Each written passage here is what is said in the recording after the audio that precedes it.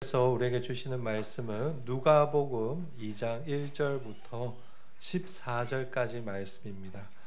제가 가진 성경으로는 신약 89페이지에 있습니다. 누가복음 2장 1절부터 14절까지 말씀 한 절씩 교독하도록 하겠습니다.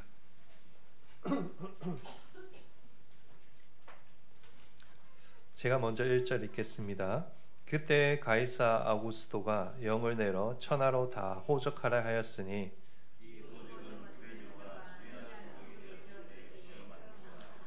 모든 사람이 호적하러 각각 고향으로 돌아가매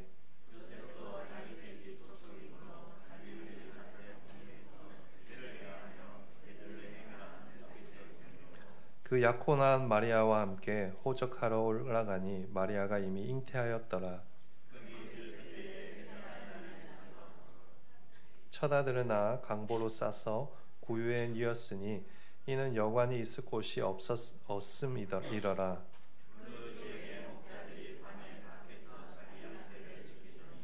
주의 사다가 곁에 서고 주의 영광이 그들을 두루 비추매 크게 무서워하는지라.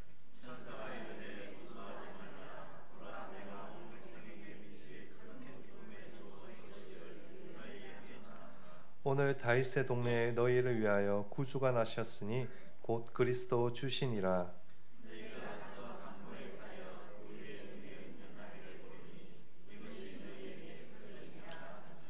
홀련히 수많은 천군이 그 천사들과 함께 하나님을 찬송하여 이르되 지극히 높은 곳에서는 하나님께 영광이요 땅에서는 하나님이 기뻐하신 사람들 중에 평화로다 하니라. 아멘. 이 시간 우리의 마음 오늘은 성탄절입니다. 예전에 제가 사역한 한 교회에서 이 성탄절 프로그램을 준비하면서 아이들에게 성탄절은 무슨 날인가요? 라고 설문조사를 한 적이 있습니다. 그랬더니 많은 아이들이 성탄절은 산타 할아버지에게 선물을 받는 날, 가족과 함께 트리를 만드는 날, 식구들과 외식하는 날, 그렇게 대답을 했습니다. 그러나 성탄절은 단순히 놀고 즐기는 날이 아닙니다. 성탄절은 우리의 구세주 되시는 예수님께서 하늘 영광을 버리시고 이 땅에 우리를 구원하기 위해서 오신 그런 복된 날입니다. 우리 교회 외벽에 있는 현수막에도 적혀 있듯이 성탄절은 우리에게 최고의 선물 되시는 우리 예수 그리스도께서 오신 날이라서 우리가 그것을 감사하고 기뻐하는 날입니다. 이 복된 날 우리 예수님의 성탄절을 기념하고 함께 예배할 수 있어서 참 좋습니다. 우리 또 사랑하는 성도님들과 함께 축하할 수 있어서 너무 좋습니다. 잘 오셨습니다. 우리 옆 사람에게 한번 인사할까요? 메리 크리스마스. 네. 오늘 이렇게 좋은 날 또 우리 사랑하는 주방에 성도님들께서 맛있는 떡국도 준비하셨다고 합니다. 우리 한일교회는 정말 정과 사랑이 넘치는 아름다운 교회입니다. 네, 늘 우리를 위해서 주방에서 수고하시는 우리 지체들에게도 격려의 박수 한번 할까요? 감사합니다. 예배 마치시고 시간 되시는 분들은 또 함께 떡국도 같이 드시면서 좋은 시간 보냈으면 좋겠습니다. 오늘은 성탄절을 맞이해서 누가복음 2장 말씀을 통해서 은혜를 나누고자 합니다. 오늘 우리가 읽은 누가복음 2장에 보시면 이렇게 시작하고 있습니다. 1절 말씀입니다. 그때 가이사 아구스토가 영을 내려 천하로 다 호적하라 하였으니 예수님의 이 탄생하실 때 이 시대적 배경을 말할 때 항상 등장하는 인물이 방금 읽었던 가이사 아구스토라는 사람입니다. 로마 역사를 좀 관심을 가지시고 책을 읽거나 공부하신 분들은 이 사람에 대해서 잘 아실 수도 있습니다. 이 사람이 누구인가 하면 이 혼란스러웠던 이 로마의 공화정을 통일한 로마 제국의 제1대 황제 카이사르 옥티비아누스라는 사람입니다. 우리가 가이사르라는 말을 많이 쓰잖아요. 로마 황제 그때 카이사르 옥티비아누스라는 사람입니다. 이 옥티비아누스가 황제가 되고 이 영토 확장 정책을 펼쳤는데 이것을 그 사람의 권력을 아주 강화시키는 계기가 되었습니다. 현재 우리가 이 프랑스 있잖아요. 이 프랑스라고 부르는 갈리아 지역을 먼저 정복하면서 로마의 영토를 크게 넓혔고 또 추후에 이것이 영토 확장의 기반이 되어서 그 후에도 많은 땅을 차지하게 되었습니다. 그러니 당연히 이 로마의 모든 권력이 카이사르에게 집중될 수밖에 없었고 로마 제국 안에서 그의 입지는 그 누구도 대적할 수 없을 만큼 막강하였습니다. 나중에는 이 로마의 이 원로원들, 이 장로들이 카이사르에게 아우구스투스라는 우리나라 말로 하면 존귀한 자라는 호칭을 부여하고 그의 초상을 동상에 이렇게 동상이 아니고요. 동전에 새기기도 하였습니다. 그를 나중에는 심지어 신으로 숭배하기도 하였고 또 굉장한 영광을 받았던 사람이죠. 로마 역사에 있어서 이 사람이 오늘 우리가 1절에 읽은 가이사 아구스토입니다. 네. 그런데 오늘 본문에 보시면 이 가이사 아구스토가 로마 제국의 명령을 내립니다. 그 명령이 무엇인가라면 호적하라는 것이죠. 호적. 로마 제국의 지배하에 있는 식민 국가들을 이렇게 체계적으로 통치하고 또 효율적으로 이 백성들을 파악해서 세금을 징수하기 위해서 그렇게 명령한 것입니다. 그러나 이 명령은 백성의 편의, 이 로마 식민지의 백성의 편의를 전혀 고려하지 않은 일방적인 명령이었습니다. 왜냐하면 이 명령으로 인해서 모든 사람들이 생업을 중단하고 호적하기 위해서 어디로 가야 됐는가 하면 자기 고향으로 돌아가야 했기 때문입니다. 요셉과 마리아도 예외가 아니었습니다. 갈릴리 나사렛 동네에서 살았는데 요셉과 마리아가 자기 고향인 베들레헴으로 이 호적하기 위해서 부득이하게 돌아가야 했기 때문입니다. 그런데 이 나사렛에서 베들레헴까지 이 거리가 가까운 거리는 아니었습니다. 이 달서에서 동구 이 정도 거리가 아니고요. 약 100km 정도 되는 거리였습니다. 지금으로 치자면 대구에서 부산 정도까지의 거리입니다. 그 거리를 홀몸도 아닌 만삭의 몸으로 가야 하는 것입니다.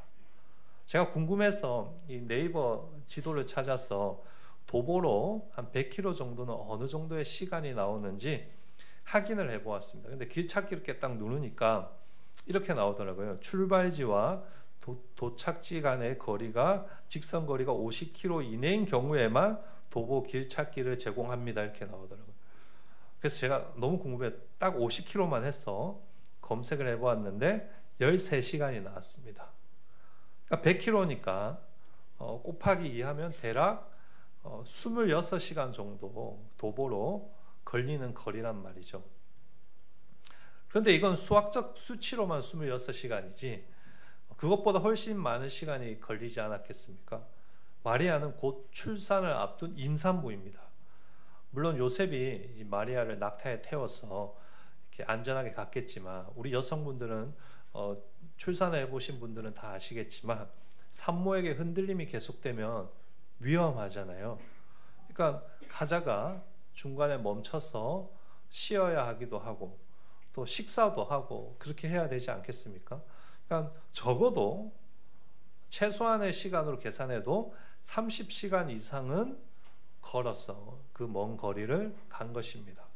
그렇게 30시간을 걸어서 베들레헴에 도착했습니다.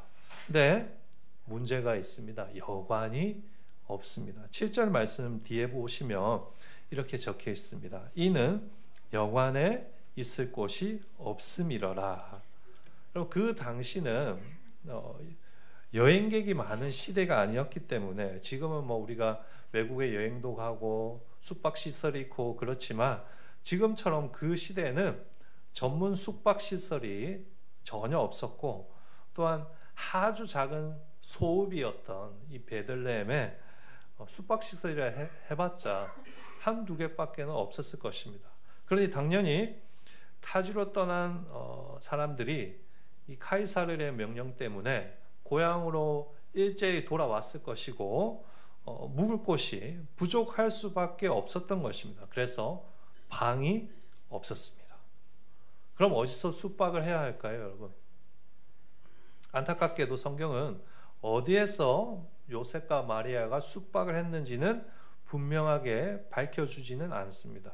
성경에서 이 아기 예수님의 탄생에 대해서 기록한 부분이 마태복음 1, 2장과 오늘 우리가 읽은 누가복음 1, 2장이 전부입니다. 여기 보시면 아기 예수님이 태어난 곳이 정확히 어디인지 기록되어 있지 않습니다.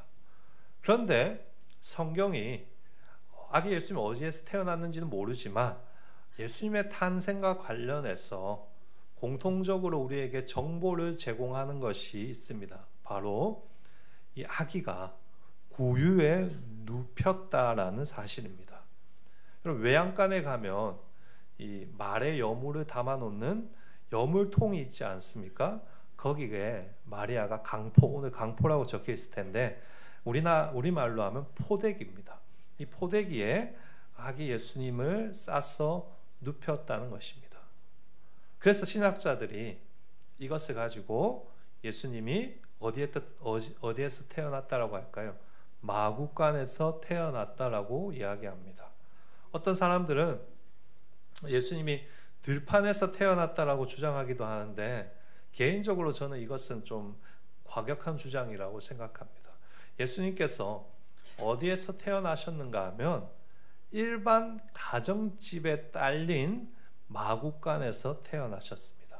여러분, 이것을 이해하기 위해서는 그 당시 예수님이 살던 팔레스타인 지역에 집이 어떻게 생겼는지를 살펴보아야 됩니다. 한번 사진을 띄워주시겠습니까? 제가 그림을 준비했는데요.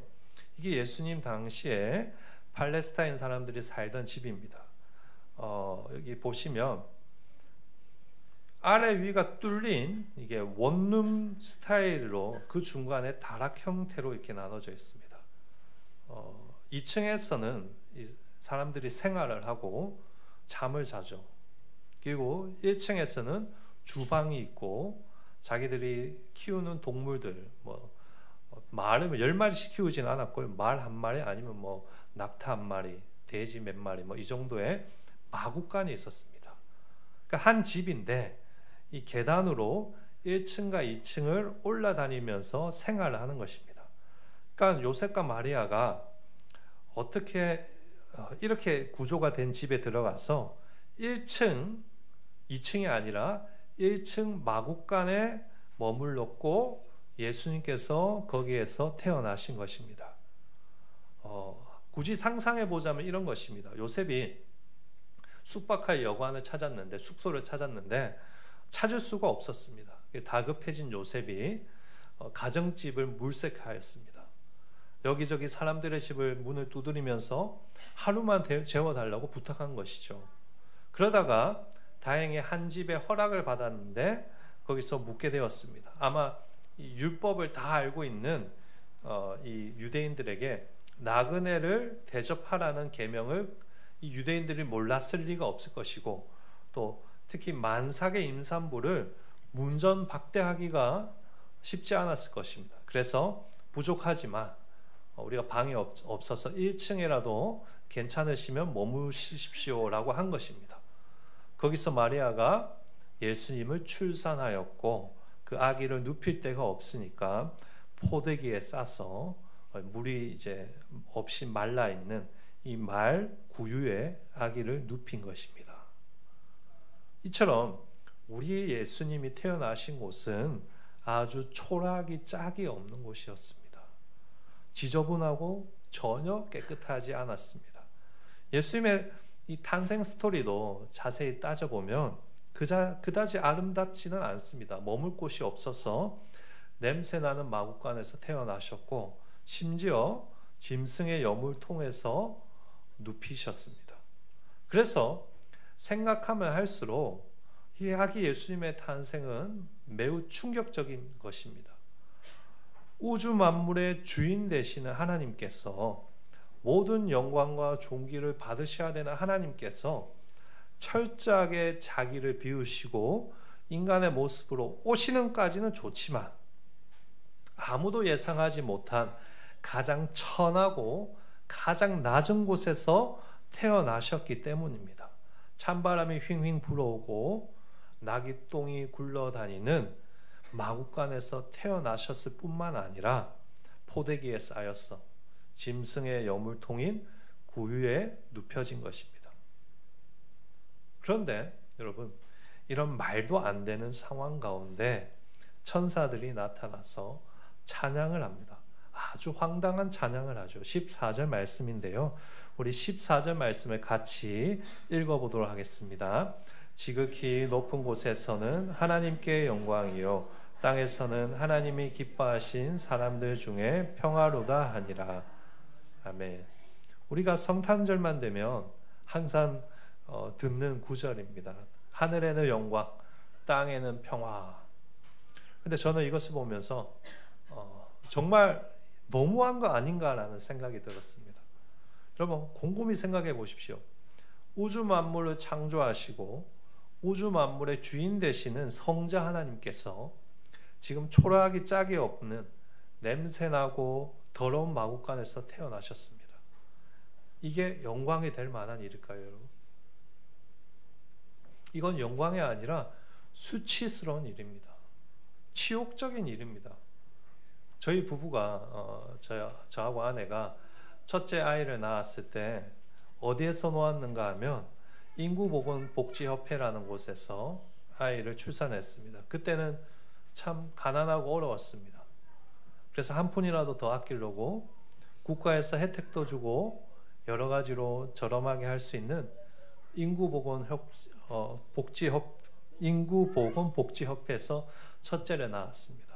근데 나중에 시간이 지나서 얼마나 많이 후회했는지 모릅니다. 저 개인적으로 돈이 조금 더 들더라도 우리 아이가 좀 더 좋은 곳에서 좀 더 편하게 태어나도록 도와줄 걸, 그때 좀 좋은 곳에서 편하게 출산했으면 덜 아프고 덜 고생했을 텐데 안타깝고 미안한 마음만 있죠. 여러분, 세상에 어느 아버지가 자기 아들이 냄새나고 비위생적인 곳에서 태어나는 것을 영광이라고 생각하겠습니까? 그런데도 놀랍게 천사들은 그것이 하나님께 영광이라고 선포합니다. 왜 영광이라고 하는 것일까요? 하나님의 그 놀라운 구원하심이 그 낮고 천한 곳에서 시작되기 때문입니다. 아기 예수님께서 이 세상에 오셔서 지금까지 우리를 사로잡고 있던 죄들을 물리치시고 하나님 나라라는 놀라운 구원 드라마의 막을 이제 올리고 계신 것입니다. 혹시 작년 5월에 영국 국왕 대관식을 보신 적이 있습니까? 2023년 5월에 영국에서 국왕 대왕식이 있었습니다. 70년 만에 찰스 3세가 영국 국왕이 대관식을 가지고 연방 군주로 즉위하였습니다. 유튜브로 그 대관식 장면을 보았는데 얼마나 의리의리하고 화려한지 모릅니다. 대관식이 시작되면 가장 먼저 이 국왕 부부가 이 다이아몬드 주빌리 마차를 타고 왕의 행렬을 시작합니다. 제가 찾아봤는데 고작 이 마차, 이 다이아몬드 주빌리 마차에 있는 이 문 손잡이에 붙여져 있는 보석만 해도 다이아몬드가 24개, 사파이어가 130개라고 합니다. 문 손잡이에만. 문 한쪽만 한국 돈으로 54억입니다. 이 다이아몬드 마차가 대관식을 위해서 수십만 명의 인파가 바라보는 가운데 버킹엄 궁을 떠나서 웨스트민스터 사원을 향해서 나아갑니다. 그럼 그때부터 전통 제복을 입은 군악대가 등장하여서 웅장한 음악을, 압도적인 음악을 연주합니다. 그리고 뒤이어 멋있게 치장한 마차를 탄 이 기병대가 나타나 마차를 호위하면서 행진합니다. 이때 동원되는 군인의 숫자만 4,000명입니다. 그렇게 웨스트민스터 사원에 도착해서 이제 정식으로 대관식이 시작되죠. 대주교가 찰스 3세에게 에드워드 왕관을 주는데 그 에드워드 왕관에 박힌 보석이 몇 개일까요, 여러분? 몇 개인지 아십니까? 444개입니다. 그것을 받아서 머리에 씁니다. 그럼 이제 국왕이 이 왕자를 준비해 놓은 그 왕자로 자리를 옮기고 왕권을 상징하는 이 보주와 후를 받습니다. 이것도 다 금이죠. 이때 현장에 있는 사람들이 신이여 국왕을 보호하소서라고 외치면서 충성을 다짐합니다. 제가 뉴스를 찾아봤습니다. 대관식에 쓰인 돈만 어느 정도 될까요, 여러분? 대관식에 쓰인 돈이 1,700억입니다. 왜 이렇게 많은 돈을 쓰면서 국왕 대관식을 진행할까요? 한 나라에 왕이 세워졌다는 것을 알리기 위해서입니다. 최대한 거대하고 최대한 웅장하게 보이도록 하는 것입니다. 온갖 보물들이 다 총동원되고 수많은 사람들이 동원되고 누구나 압도당할 만큼 최대한 화려하고 웅장하게 하는 것입니다. 그렇다면 여러분, 이 세상에 구원자로 오신 우리 주 예수, 아기 예수님은 어떻습니까? 제가 여러분에게 한번 질문해 보겠습니다. 우리 아기 예수님이 오실 때 하늘에 군악대가 등장하였나요? 아니요. 예수님을 호위할 천군 천사들이 4,000명이 나타나 예수님을 지켰습니까? 아니요. 그럼 하늘에서 놀라운 음악이 흘러나오고 찬란한 휘광이 비쳤습니까? 아니요. 그럼 아기 예수님께서 다이아몬드와 보석으로 치작된 옷을 입었을까요? 아니요. 그럼 머리에 빛나고 위엄 있는 왕관을 쓰셨을까요? 아니요. 오히려 예수님은 아무것도 없이 세상에서 가장 천하고 낮은 곳에 오셨습니다. 모두가 꺼려하는 남의 집 마구간에서 태어나셨고, 그것도 누울 데가 없어서 냄새나고 축축하고 비위생적인 구유에 눕히셨습니다. 만약에 누군가가 사람들에게 여기 아기 예수님 향해 여기 우주 만물을 구원하실 영광의 왕이 오셔서 이 세상을 구원하실 위대한 분이 오셔서라고 한다면 사람들이 그것을 믿었을까요? 너 제정신 아니구나. 오히려 놀리고 비방하지 않았을까요? 어떻게 세상의 구원자가 저런 마구간에서 태어날 수 있어? 그렇게 반응하지 않았을까요? 그러나 예수님은 일부러 세상에 낮고 천한 곳으로 오셨습니다. 그 누구도 왕으로 인정할 수 없는 그런 곳에서 태어나셨습니다. 왜 태어났었을까요? 그곳에서, 그 낮고 천한 곳에서 하나님의 위대한 구원을 시작하시기 위해서 태어나신 것입니다. 세상의 환경과 세상의 부족함이 그분의 놀랍고도 주권적인 구원의 역사를 막을 수 없었습니다. 더러운 곳이고 사람들이 외면하고 피하고자 하는 곳이었지만 그곳에서 아기 예수를 통해서 인간이 상상할 수 없었던 구원의 하나님 나라가 시작된 것입니다. 마구간에서 태어나신 이 아기 예수님은 이제 세상으로 나아가 더럽고 추악한 곳으로 직접 가셔서 그곳에서 복음을 전파하실 것이고 하나님의 구원을 시작하실 것입니다. 그리고 그 십자가에 죽으시고 부활하심으로 우리에게 영원한 구원의 승리를 주실 것입니다. 결국 이 아기 예수님의 탄생을 통해서 하나님께서는 영광을 모두 받으실 것이고 하나님의 위대하심과 하나님의 사랑이 드러날 것입니다. 그러므로 이 아기 예수님이 구육간에 태어나는 것이 하나님께는 영광이 되는 것입니다. 우리가 이 아기 예수님의 탄생에 그래서 감사하며 기뻐해야 하는 것입니다. 마구간에서 태어나신 이 아기 예수 때문에 우리가 지금도 이렇게 하나님의 영광을 누리고 있는 것 아닙니까, 여러분? 아까 우리 원종환 집사님 찬양한 것처럼 주는 평화, 막힌다면 하셨네. 이 예수 때문에 우리가 하나님과 교제하고 하나님의 예배하고 하나님의 나의 아버지라고 부를 수 있는 복을 누리고 있는 거 아닙니까? 이런 영광이 세상에 어디 있습니까? 그 영광을 우리 아기 예수님 때문에 우리가 누리고 있는 것입니다. 그러므로 우리가 성탄절날 무엇을 감사해야 되는가? 이 천하고 낮은 곳에 오신 그 아기 예수님, 그분을 생각하며 감사할 수 있어야 됩니다. 성탄절을 맞이해서 우리 성도들이 아기 예수님의 탄생에 영광스럽게 생각하고 감사할 수 있는 성도들이 되었으면 좋겠습니다.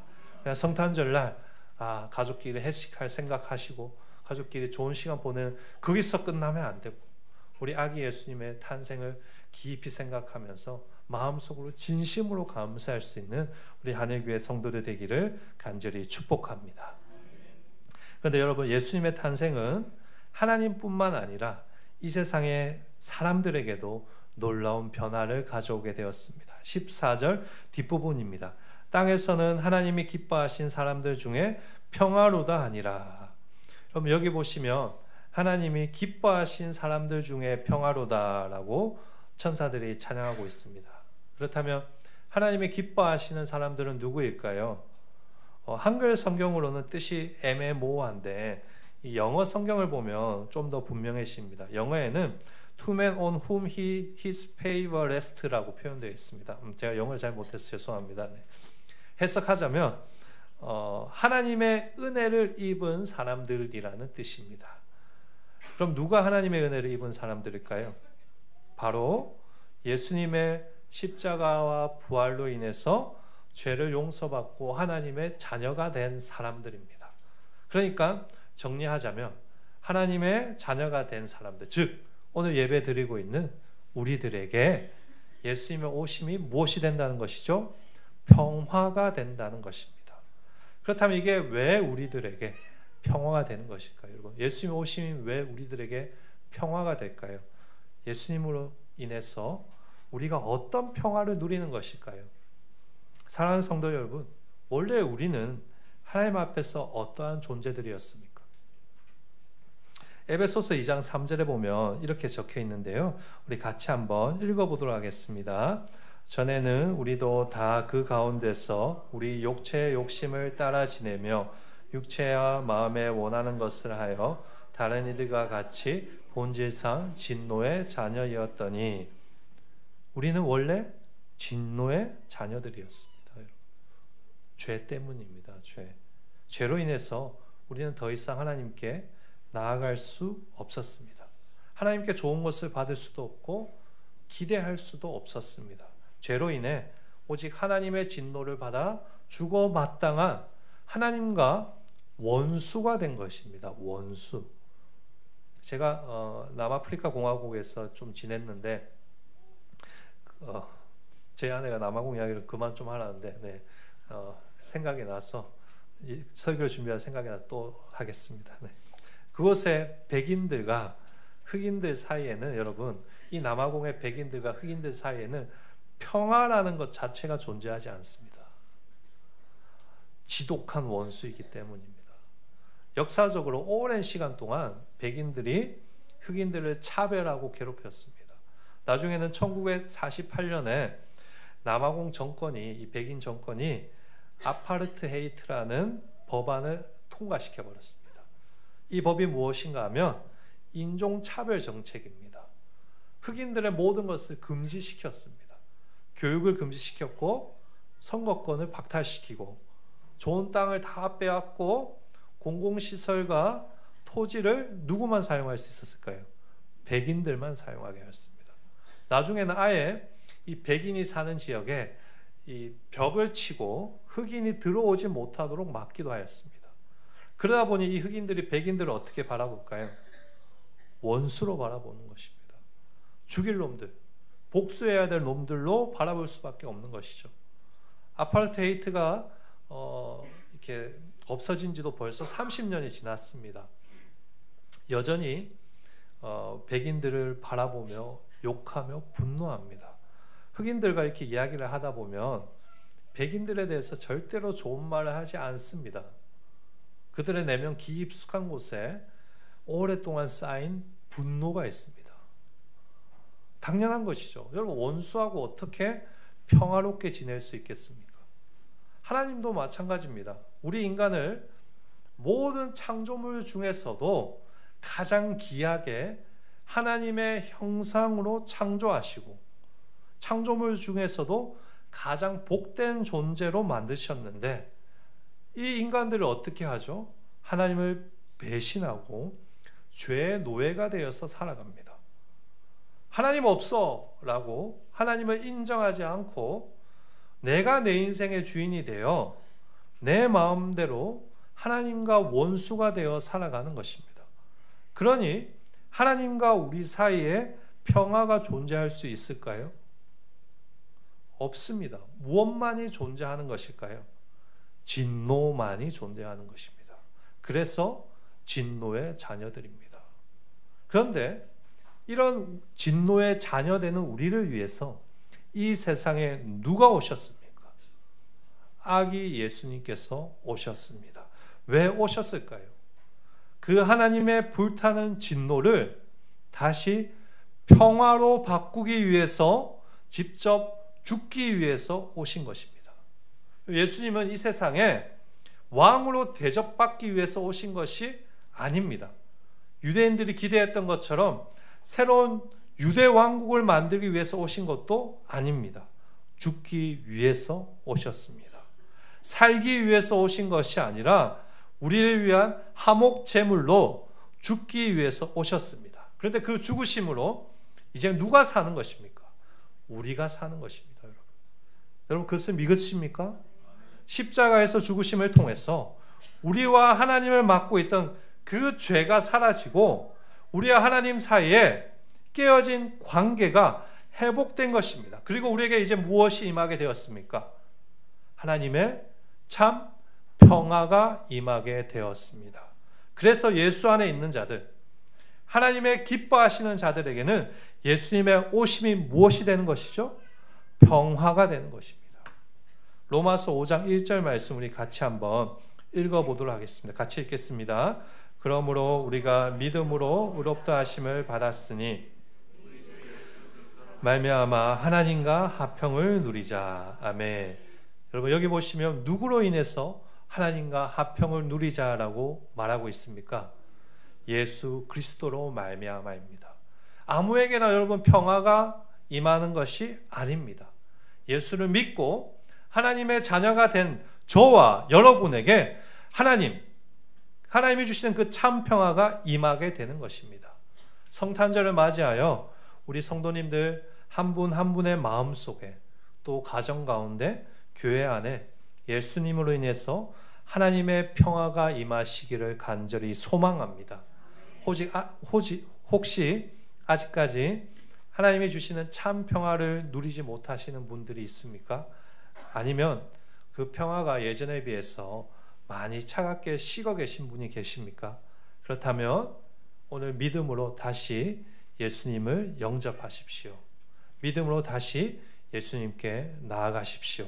그때 예수님께서 우리를 하나님의 자녀로 삼아 주시고 하나님의 참 평화를 우리 가운데 주실 것입니다.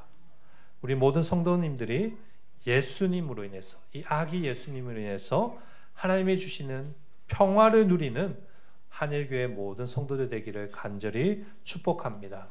또한 우리에게 이 참 평화를 주신 아기 예수님을 생각하면서 감사할 수 있는 성탄절이 되기를 축복합니다. 하나님께서 우리에게 주신 가장 큰 선물은 예수 그리스도입니다. 성탄절날 맛있는 거 먹고 가족끼리 좋은 시간 보내는 걸로 끝나서는 안 됩니다. 영광의 구원의 역사를 시작하시고 거기서 더 나아가 우리에게 참 평화를 주신 그 예수님을 생각하며 감사하며 기뻐해야 합니다. 이 성탄절에 우리 성도들의 마음이 아기 예수님 때문에 다시 감사가 넘치고 기쁨이 넘치시기를 축복합니다. 다시 한번 아기 예수님이 주시는 은혜로 마음이 충만해지고 예수님 안에서 더 사랑하고 더 섬기는 우리 하늘교회 성도님들 되시기를 주의 이름으로 간절히 축복합니다. 아멘. 이 시간 제가 기도하도록 하겠습니다. 지극히 높은 곳에서는 하나님께 영광이요, 땅에서는 하나님이 기뻐하신 사람들 중에 평화로다. 우리를 위해서 가장 낮고 천한 곳으로 오신 예수님 감사합니다. 복된 성탄절을 맞아 예수님의 탄생이 이 세상 가운데 얼마나 놀라운 것이었는지, 그리고 그것이 우리에게 얼마나 큰 복이었는지 다시 생각하였습니다. 예수님이 우리에게 주신 그 평화에 감격하며 감사와 기쁨으로 보답하는 복된 성탄절 되게 하여 주시옵소서. 예수께서 베풀어 주신 그 은혜를 잊지 않고 다시 한번 예수님의 은혜로 충만해지는 우리 모든 하늘교회 성도들 될 수 있도록 은혜 베풀어 주시옵소서. 감사하며 예수님의 이름으로 기도드립니다. 아멘. 축도하겠습니다. 지금 우리 주 예수 그리스도의 은혜와 하나님 아버지의 크신 사랑과 성령 하나님의 교통하심이 아기 예수님의 탄생으로 예수 안에서 하나님과 참 평화를 누리며 살아갈 우리 하늘교회와 모든 성도들과 그 삶의 모든 여정 가운데 영원토록 함께 있을지어다. 아멘.